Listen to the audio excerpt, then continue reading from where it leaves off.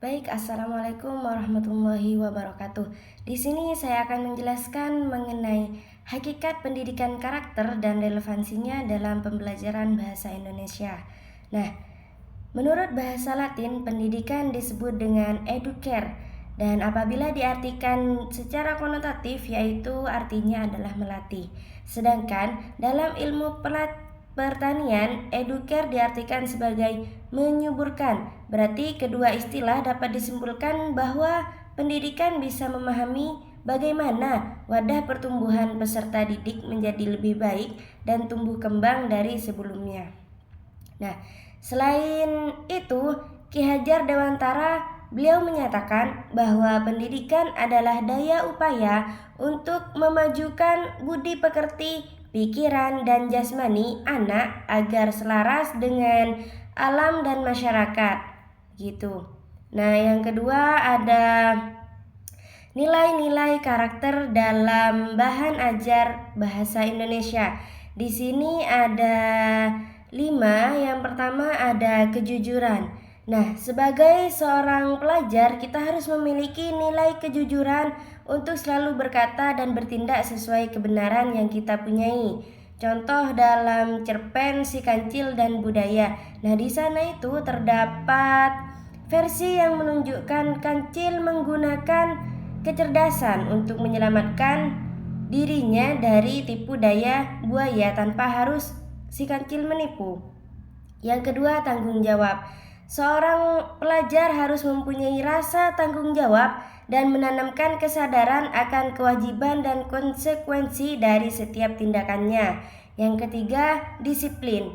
Nah, disiplin mengajarkan pentingnya peraturan dan kepatuhan terhadap aturan. Dalam biografi, Ki Hajar Dewantara menceritakan bahwa ia sangat disiplin dalam belajar dan bekerja untuk pendidikan di Indonesia. Yang keempat ada kerja keras.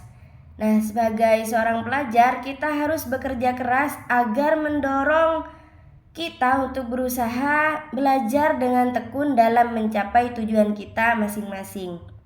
Yang kelima ada kreativitas. Nah, kreativitas ini yang nantinya akan mendorong kita sebagai pelajar untuk berpikir inovatif dan menghasilkan ide-ide baru dalam karya sastra maupun dalam kehidupan sehari-hari.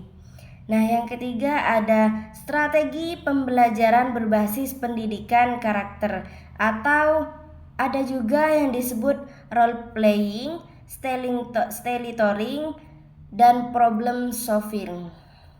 Nah, yang pertama role playing. Nah, role playing di sini adalah metode pembelajaran yang juga bisa disebut dengan bermain peran.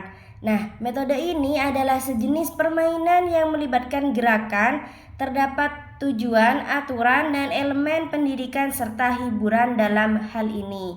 Nah, seorang siswa itu berperan dalam situasi tertentu untuk memahami dan mengalami peran yang berbeda begitu. Nah, yang kedua ada storytelling. Storytelling atau berbicara adalah metode pembelajaran yang sangat efektif.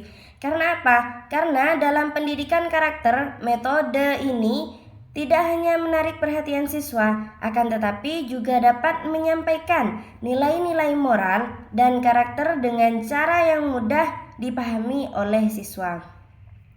Yang ketiga ada problem solving.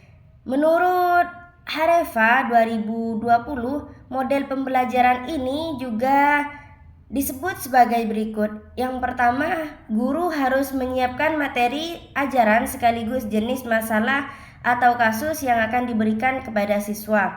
Nah, seperti judul kan menjelaskan mengenai problem solving.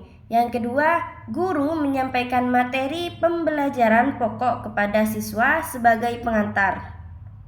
Yang ketiga, guru membagi siswa ke dalam beberapa kelompok sebagai langkah awal untuk mengerjakan problem yang akan diberikan oleh guru. Yang keempat adalah guru memberikan satu jenis masalah atau kasus pada tiap kelompok kerja siswa untuk diselesaikan. Nah, dalam ringkasnya adalah problem solving itu adalah suatu model pembelajaran yang melakukan pemusatan pada pengajaran dan keterampilan pemecahan masalah. Nah, yang diikuti dengan penguatan keterampilan oleh guru. Baik, hanya itu yang dapat saya sampaikan, kurang lebihnya mohon maaf. Wassalamualaikum warahmatullahi wabarakatuh.